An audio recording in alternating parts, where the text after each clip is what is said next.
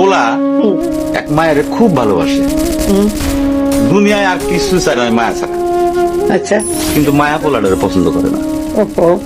অনেক চেষ্টার পর মায়া সে পোলাটারে কইল যে ঠিক আছে, হ্যাঁ।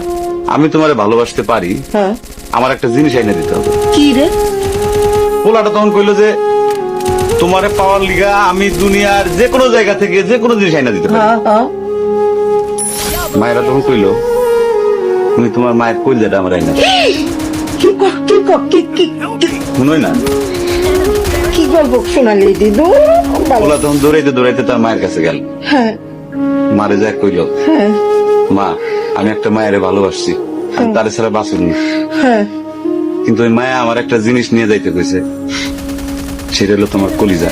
তুমি যদি তোমার কলিজাটা আমার দাও, ওই মায়াটা কলিজাটা পাইলে আমার ভালোবাসে।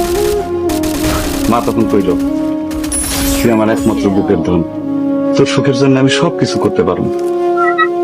পরে মা বুকটা ফাইরা কলিজাটা বাইর করে পোলার হাতে দিল। আরে মা।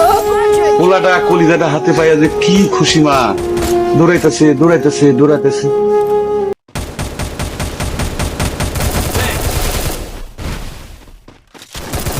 Dominating.